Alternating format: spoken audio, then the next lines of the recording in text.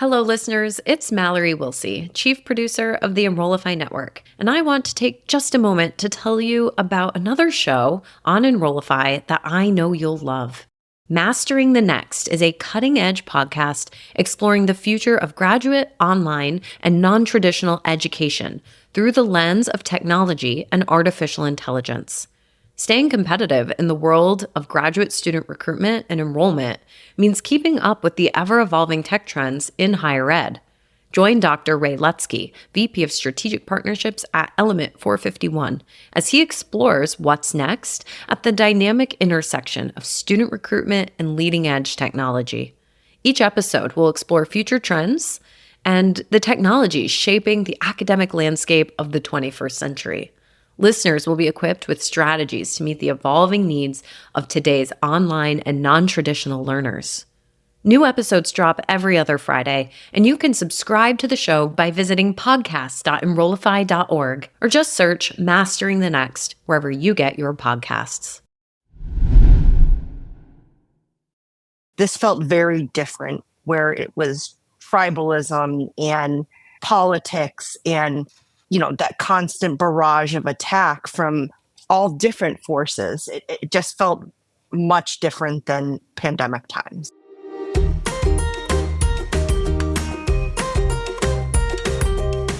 Welcome to Confessions of a Higher Ed Social Media Manager, a podcast that addresses the do's, don'ts, and dynamics of the digital ecosystem specific to higher education. I'm your host, Jenny Li Fowler. Join me every other week for discussions with some of the best minds in higher education social media management and marketing.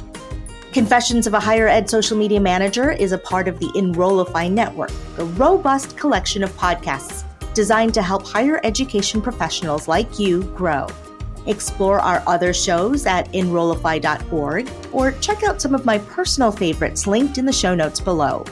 Enrollify is made possible by Element 451, the leading AI-powered all-in-one student engagement platform helping institutions create meaningful, personalized, and engaging interactions with students. Learn more at element451.com. Hello, friends. I am humbled by my guest today because I am definitely in the presence of greatness. Matt Griffin is the Director of New Media Communications at University of Pennsylvania, and Melissa Lesica is the Senior Director of Content Strategy at Harvard University. Hello. Hello. Thank you so much for having us, Jenny. Thank you very much, Jenny. I appreciate the very kind words and introduction, perhaps overstating but no, not at all. Thank you. Thank you so much for your time. And yeah, I'm so excited about the conversation that we're about to have. So I feel like we did have a lot of maybe off-channel conversations because we were all supporting each other this year. But just to kick this off, I want to ask you both if you can encapsulate higher ed social media this past academic year with a word or a phrase, what would it be? Melissa, shall we start with you? Sure. I mean, I could say chaos. I could say unhinged. Unhinged. I think, honestly, it's like I've been thinking a lot about this. I think higher ed's really kind of the canary in the coal mine because like all institutions are under attack. And I think the volume and the vitriol thrown at higher ed in particular this year is really systemic of kind of a larger problem and attack against institutions. It was so difficult to understand how much of the conversation was legitimate and how much was manufactured through either bots or pundits. And my team's responsible for the website as well as social media, and the coordination of attacks against those really kind of undermines exactly what we do. I always think of social media as particularly powerful for information and connection. And really what we experienced this year was just a volume unlike anything we have experienced up to this point. So I really hope that people take a lesson from what higher ed has endured this year as we're going forward in these digital spaces. Yeah, Matt, how about you? Thank you, Melissa, for that. Chaotic was the first one that came to mind, truly. And we've seen our share of chaos over the years. There have been one one event or one crisis or another has come along. I've been doing this at the institution now for a dozen years or so, and I've seen chaotic moments, but that's what they are. They're moments. And this was a more sustained chaos. And it changed over time as we became the sort of scapegoats for different kinds of people who disagreed with one another, but they seemed to agree that we were the problem regardless. And that was unusual. It's typical in moments of I think upheaval or chaos to become the target of one set of individuals. And here it was a situation where we could please no one. And that, I think, was more unusual than what we've seen in the past. People who had previously supported us sort of withdrew that support or couched that support in more overt criticism than we have seen in the past. And whether or not you say that any of that criticism is deserved, it was the way in which it was expressed that I think, via social media, that became something of a challenge for us to deal with. Yeah, that sums up my thoughts sort of at the outset, at least. I guess I should sort of give a little bit of context. I feel like the presidents of our 3 schools were called to testify before Congress in December of 2023. And that, I feel like, led to a lot. It led to a lot. And then with another incident that sticks in my head is on October 7th, the Hamas attack on Israel. And that really led to a series of protests and unrests on campus or across campuses in the United States. So I don't know. It just felt like those 2 things, and it didn't stop all year long. And those are the incidents that kind of stick out in my mind. But is there even within that, is there a particular incident or day or even post maybe that sticks out in your minds? I guess, Matt, maybe we'll go to you first. Sure. This time. It really was October 7th, that Saturday, followed by, I think, the 9th and 10th, that Monday and Tuesday, where, I mean, that was the beginning of things for this response that we saw from our audiences. And it was, entirely because some alumni, some faculty, some students wanted the university to respond to the attacks of October 7th in some way, right? To express either their sympathy or their intention to stand with Israel or whatever. How they wanted a response.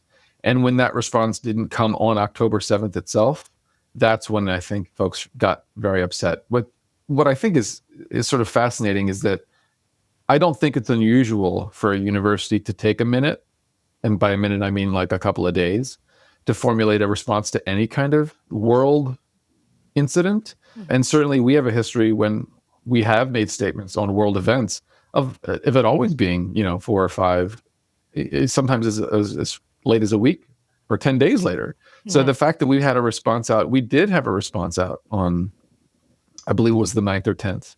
That was very quick for us. But there were folks who were just like, well, that's not fast enough. You clearly, the fact that it took you that long must say volumes about what your priorities are.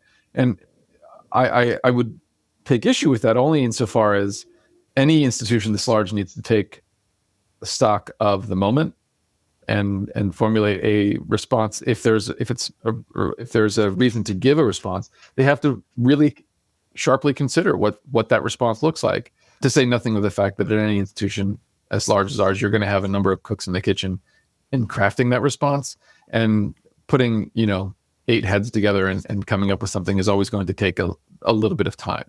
That's really where it started for us, and then it was a cascade from there. Their response was too long in coming, and then it wasn't forceful enough, and then it wasn't any one of a number of things. Again, we were it didn't matter which side of the argument you were on, you found a reason to have fault with the response. Again, whether any of that criticism is fair is not really something I'm here to debate. It is just that in that moment, all we got was this was too slow or too ill-considered or not strong enough or what have you. And we started seeing response to that everywhere, not just social, but it's social in particular. And then it wasn't too long after that we started getting, bot attacks. Yeah, I mean, it was weird. I've seen botnets before, but the scale of it was sort of wild. And people talk about AI and what it can do for you. And it was like, I was watching in real time as some sort of AI botnet was generating responses clearly on a prompt, because the responses were different from one another so that they appeared like they were individuals, but like the language was so precise and repeated. Like I ran maybe this will get slightly off topic, but I put together a spreadsheet with like the 3,000 responses to this one post, and I sorted them by keywords, and like, each particular, there were 5 or 6 types of responses, and there were like 12 iterations on those responses, and you could see it. Like when you started stacking them up against one another, you're like, oh, this looks like you asked a chatbot to give you 8 responses on the following prompt. And That's right. And it was fascinating. It was fascinating. So, I mean, I'm sorry, I've gone a little bit off topic. But it's just relevant. It was such we had never seen something quite like that before.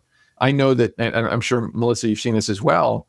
Well, both of you have seen this as well. But like, say something's in the news, right? And say a pundit will use a phrase, and that, they're attacking your institution. You will see that phrase repeated almost exactly like it came across the news ticker at the bottom of whatever cable news outlet they were viewing at the time. And those look like individuals using the exact same phrase over and over again. And you can look at their accounts and go, okay, these are real humans. They just are all using the exact phrase that they heard. This was not that. This was like someone who was trying to avoid that happening, but in so doing actually made it look more fake. It was wild. It was it was a fascinating thing. I'm grateful that it only happened for about a week and a half. And then we were being attacked by real people. But there were far fewer of them than the bots. But they were loud. They were loud. They were loud. But Melissa, same question. Is there like a particular like day or incident or post or moment? So I think October 9th was the date for us as well. And it's not, I think, for the reason people think. The Nobel Prize was announced that morning, and an economist from Harvard won. So our team wakes up at 6 o'clock to see if there's any Harvard connection. Everyone, because the professor won the award, photographers immediately are dispatched to their house, and the writers start writing, and the social media people are on bright and early. And it's really an energetic time. It's one of those real days that you go to work and you love what you do because, you're promoting the best of the best. And this day it was a Harvard professor, but it was kind of a day of highest of highs and lowest of lows, because immediately those posts started turning into what were attacked. So a professor who has spent all of her life doing economic modeling then became the subject of attacks from these bots, from these groups, from these pundits. And in real time, you're kind of watching all of the work of the day unravel. And, it was terrible timing. It was the exact same situation that Matt described of a statement not being released, and then the one that was released was criticized, and the bot traffic that just kind of overwhelmed the system. So very similar experience. Yeah. Since we're mentioning bots, I think I just want to sort of, ask this question. Is there anything that you think that you can do against these? It's like, for me, I feel like you just have to, I feel like there isn't, we have to take it. But I just want to put that question out there. Like, is there anything we could proactively do? Because I don't think these bots are going away, right? I mean, I think there are some things you can proactively do. And to the platform's credit, they have offered a handful of tools that can make this a little easier to deal with. In particular, Instagram, which is where we were seeing the vast majority of the negative response. I'll put X and Twitter aside for a minute, because that's its own special thing. That's its own place. But on Instagram in particular, and we've used this for a while, they have you can put as many words as you'd like in a filter, and That's those a great filters point. will never come through. And especially when you recognize something like a botnet is using a phrase or variations of a phrase, you can put 6 or 7 variations of that phrase in there and you'll just stop it. They just, those thousands of comments that you were getting will just, people are unique enough. They will misspell things and those comments will get through. And I think it's perfectly reasonable to stop what is clearly an artificial attack on our accounts. It's that shouldn't be considered any kind of squashing of free speech. Although again, that's I think frankly a loaded sort of term when you're talking about the kind of communities that we manage. These filters just help manage the community more. That's a clearly. great point. Wasn't it you? You were the one that actually even filtered the clown emoji. Oh yeah, wasn't it? Yeah, I filtered emojis. So smart. Because the number of times where you would just get a dozen people in a row who would just put the clown emoji or the vomit emoji or the poop emoji or just pick your emoji, the devil emoji. The Oni mask, I actually took some issue with that. They were using the Oni mask as as a negative thing. I'm like, come on, man, that's cultural appropriation on top of everything else. I agree. But yeah, I filtered those out because again, it was just at that point, it's not even like I am not infringing on your free speech if you have made zero speech, right? If all you have done is vomit on my post, I don't feel like that qualifies. You want to make a cogent argument about why our institution has done something wrong, I'm here for it. But you essentially spray paint our wall. That's a whole different thing, I couldn't agree with that more. And it kind of speaks to the evolution of our monitoring over this past year, right? Because I agree with you. If it's a genuine criticism of something the institution has done, that has space on the post. However, if it's an attack against an individual, attack against a student, or nonsense, that has no place. It's not furthering a discussion, and it has to be dealt with differently. That's the argument I go back to is that this is community management, right? It's not simply that we are, protecting the institution, although that is part of our jobs, is that we're trying to create a space where people can, in the case of, say, Instagram, they're experiencing from a distance what it's like to be on campus.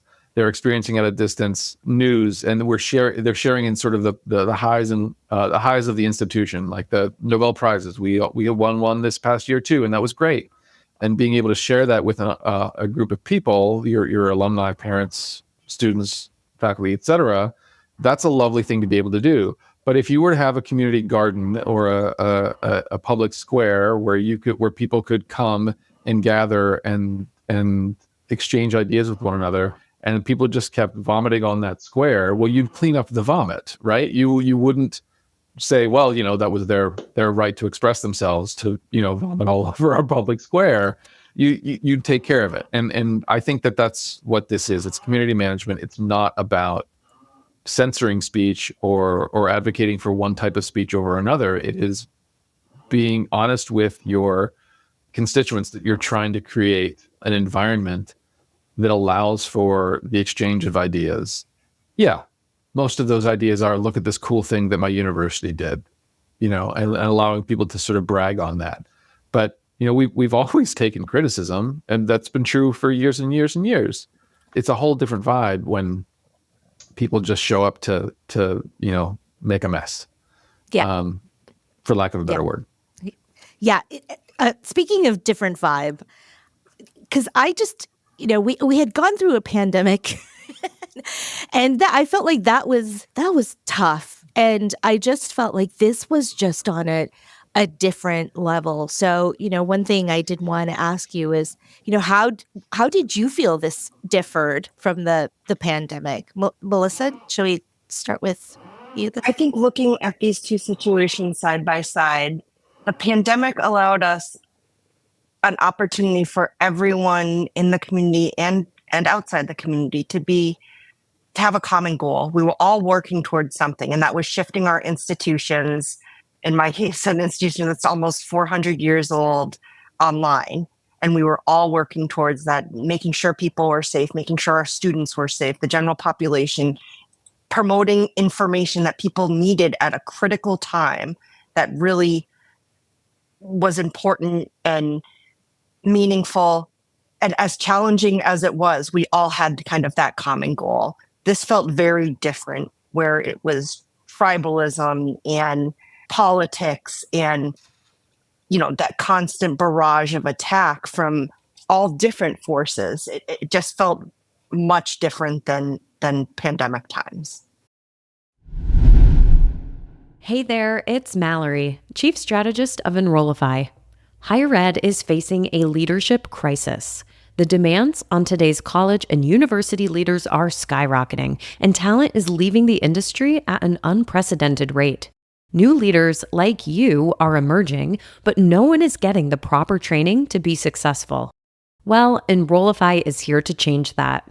Our new course, Lessons in Leadership, taught by Dr. Carrie Phillips, will prepare you to be a confident, empathetic, and effective leader. From systems thinking to adaptive leadership, building culture to handling difficult decisions, this comprehensive online course is perfect for new and aspiring leaders. Don't wait. The course starts September 9th, and for a lucky group of 26 students, we have the option to add interactive sessions with Dr. Phillips for personalized guidance. Visit Enrollify.org to learn more. Matt, do you have anything to add? I'll co-sign all of that. I hate to focus on the idea of criticism. We certainly did take our share of criticism in that time, and some of that was from the same sort of tribal factors that we see amplified in the last year or so. But the pandemic was almost categorized, I think, by struggling to gather the news and information that we needed, because we didn't understand initially precisely what was going on, and you're trying to educate a group of people about how your institution was reacting to this thing that we were all experiencing in real time. And this was characterized by a flood of information and a flood of individuals and actors who, I think in some ways, taken their pandemic experience and how loud they felt they needed to be to make their point of view heard. And it was just taken to, a much higher, heightened and amplified level, to say nothing of the fact that, war is scary. It's scary in a different way than the pandemic was scary. Especially as the pandemic drew on, it wasn't about really necessarily being scared. It was about being tired, and this response was much more intense than that. And you can sort of understand the reasons why. To say nothing of the fact that from a political standpoint, we're heading into a year of heightened response to things. I don't think that we can separate the fact that so much of the criticism that we took as institutions came from folks on the political side of things, who each have their own agendas, and they were rallying support for those agendas, again, on from multiple perspectives, because it's important that they garner attention for themselves as we head into an election year.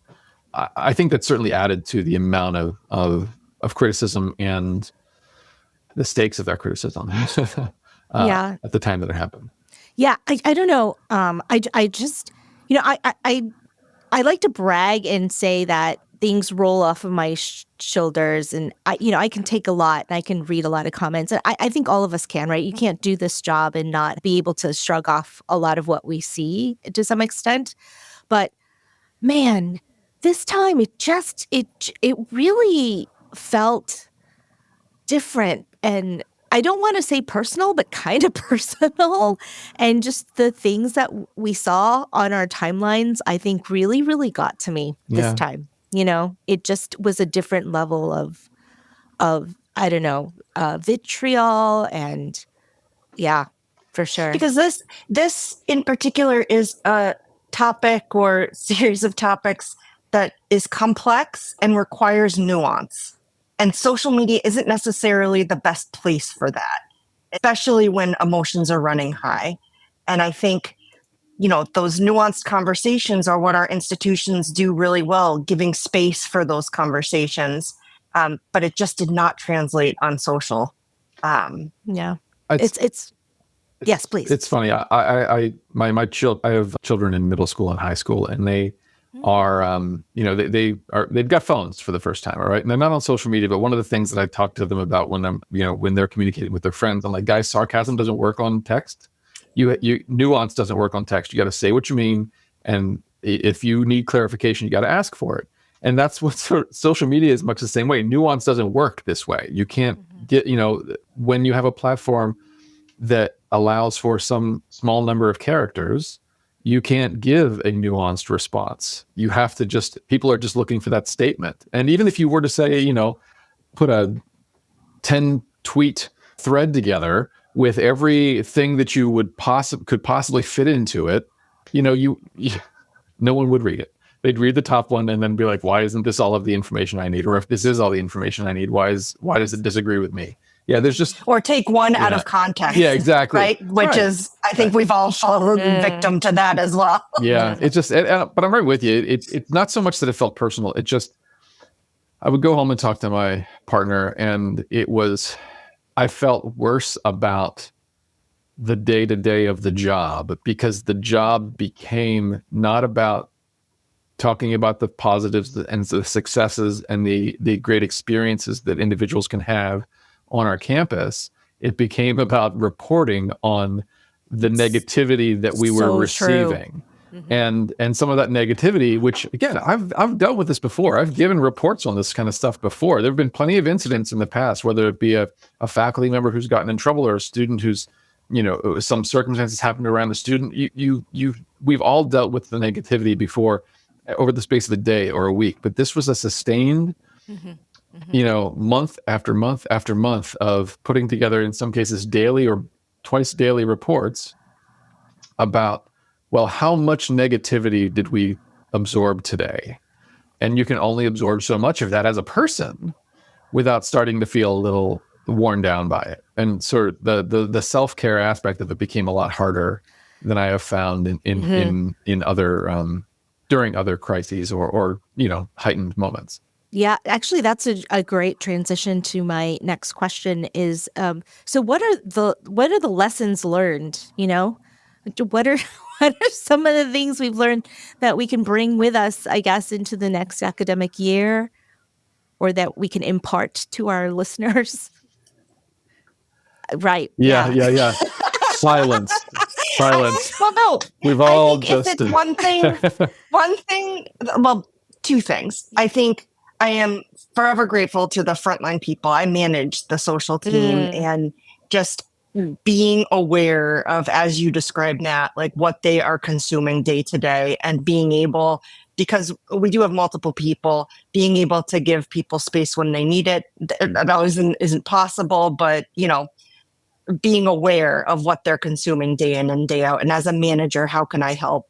I think the other big takeaway from this year was just the power of the higher ed community in general. Like, I think it was so helpful to be able to speak to both of you at the height of things, and the broader Ivy Plus community, the broader higher ed community in Boston, just knowing what people were dealing with, that we weren't alone, because it can feel very siloed, and that you personally are under attack when it's really an institution.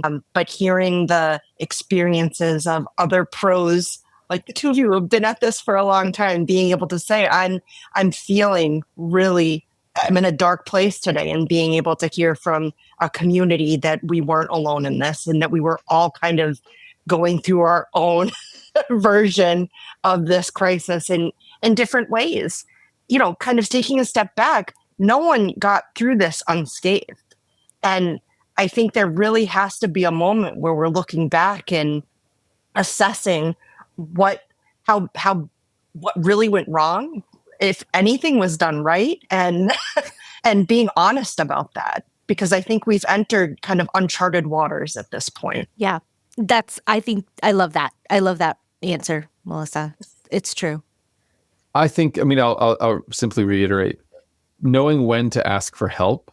Yeah. And finding the people within your institution or without who can provide, if not active help, at least a moment of respite from that from this experience. I do manage my social team as well, but I do take on myself the onus of reporting. And so much of it was really coming right down to me. And I don't think I'd change that because I do have, a decade plus experience with this sort of thing. And with that comes a certain amount of perspective that allows me to, yes, it sucks right here to put together a report that shows all of the bad stuff that happened over the last day. But I can look back and go, you know what? I did this once before for a different thing. And I got through that. I got past it. But just being able to reach out to the two of you and some of our other Ivy Plus friends and colleagues that we've known for a while and whose experiences and expertise we trust has been really helpful. Because again, sometimes you're so close to it, you'll forget something you already knew. And it's helpful to have someone remind you of that thing that you knew, whether it's that filters exist or that, or that, maybe there's a case to be made for not putting some of these statements on social media and using what you hear from your colleagues and how their offices are reacting to it as a way to justify to your own superiors leadership that those are the things that you could be doing instead. I mean, look, not for nothing. I don't want to beat around the bush here, but it's very frequently that we'll look and go, what did Harvard do? And then go, I think we can just do that thing. or learn. We learn from each other, right? We really learn from. But, I will say that from an institutional perspective, truly, this is not unusual. It's not unique to this situation. You get buy-in very quickly if you can say, look, do you see this thing that our colleagues and peers at this institution did? We could do the same, and I think that would work here. That's always been universally helpful, especially if you are sort of operating slightly more slowly than you might otherwise like to. But having a direct line to you folks to be able to have these conversations in something close to real time, as we were doing on the day of those congressional hearings, in the weeks after.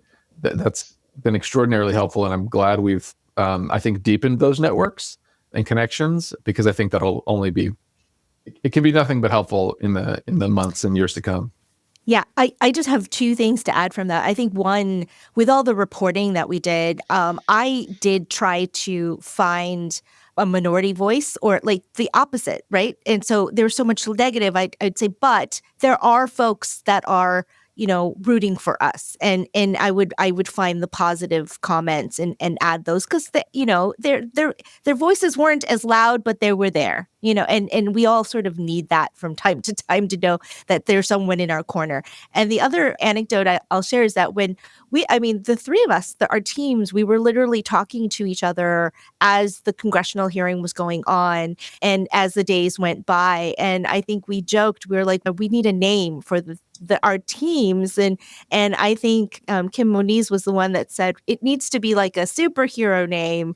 And Matt came up with the Just Us League, which I will cherish for the rest of my days. I always think, yep, it's just us, but in the future, I don't think it's going to be it's not just us anymore, which actually kind of segues into my next question is, what do you foresee? What do you foresee sort of happening this coming academic year? Or if it's hard to predict, like, what do you feel? What are the feelings that you have about this coming year? I have such fear around the election. I have such fear around our campus climate and national climate, international climate, and what it will bring. Because if anything, emotions are going to get, and I didn't think it was possible, but get even higher and hotter and more divisive. And that's kind of why I said our institutions are canaries in the coal mine, because what we have just experienced, I think we're going to experience on a broader, more tribal level. Yeah. I mean, look, if I could predict things, I'd be in a different line of business. Certainly there is fear for all the same reasons you mentioned. We have connections to both presidential candidates, and that has heightened the rhetoric around it for us, to say nothing of the ongoing war and its ramifications for the members of our community. It's anybody's guess. I mean, will there be more campus protests? I assume so. What form will that take? I don't know. How will it extend to social and our platforms and our online communities? Not sure yet. I mean, we're basically prepping for a repeat of last year because it feels like that's the only thing that we can do. There were some lessons learned in terms of when we went dark and when we came back from that. What kind of stories did we share and how did we share them? And I think that we'll continue to take those lessons and move them forward. But, what's going to happen? No idea. Really no idea. It happened so quickly after students returned to campus last year. That's because that's when the world events happened. That's when the attacks of October 7th happened. But now it's an ongoing thing. It's really anybody's guess. I wish I could have something a little bit more, concrete to say, but I just don't think any of us can really pick up on what's going to happen. Yeah, it's a time of great flux, and we'll just have to wait and see. Yeah. I think throughout our conversation, the words I've heard a lot are, chaotic and chaos. Tribal. You both have, really mentioned tribal a lot, and fear, and I would agree. I think that's right. But also that it's nice to know we're not in it alone, right? We all do have each other. We have the Just Us League, and maybe that will grow. But yeah. Well, this has been amazing. But before I let you go, since this is Confessions of a Higher Ed Social Media Manager podcast, I'm going to ask you both, Matt, maybe I'll start with you. What is your confession? Even before the events of the last year, even before it was sold, going back to the beginnings of my time as a social media manager, I have always disliked Twitter. I have never been a fan. Nice. Its efficacy as a platform for institutional engagement, I think, has always been extremely limited. And I understand why we had placed emphasis on it over time, but I don't think it's very good at doing what we have been trying to force it to do for the last 10 plus years. And that's setting aside the fact that I just don't personally enjoy engaging with it. And it's only gotten worse. I think you were right from the get-go on that one. That was if I'm good at predicting anything, it is simply that. Twitter was bad for all of us. There you go. Melissa. I've been so doom and gloom that I thought I'd take a lighter tack. My confession is I hate April Fool's Day on social media. There is not one day on the calendar that I despise more, because I'd say 99.9% of the posts make me cringe. I feel like it's brands trying to be funny and forcing it, and a little bit of desperation sprinkled in. I'm all for kind of a silly national holiday, but April Fool's just, for me, is the worst. Yeah, I'm with you on that one. Just, don't be fooling on on your social media channels on that. I like that. And we'll wrap up there. But Matt and Melissa, this has been a great discussion. Thank you so much for your time and for joining us on the podcast. Thank you very much for having me, Jenny. I really appreciate it. It was great to talk to you both, as it always is. And I've really enjoyed the conversation as well. Jenny, just thank you for being the colleague you are. You are one of the people that we look to for inspiration and support through all of this. Confessions of a Higher Ed Social Media Manager is part of the Enrollify podcast network. If you like this podcast, chances are you'll like other Enrollify shows too. Our podcast network is growing by the month, and we've got a plethora of marketing, enrollment, and higher ed technology shows that are jam-packed with stories, ideas, and frameworks, all designed to empower you to be a better higher ed professional. Our shows help higher ed marketers and admissions professionals find their next big idea and feature a selection of the industry's best as your hosts. Learn from Jamie Hunt, Allison Tercio, Mallory Wilsey, and so many others of your favorite leaders in higher ed. Enrollify is made possible by Element 451, the leading AI-powered all-in-one student engagement platform, helping institutions create meaningful, personalized, and engaging interactions with students. Learn more at element451.com.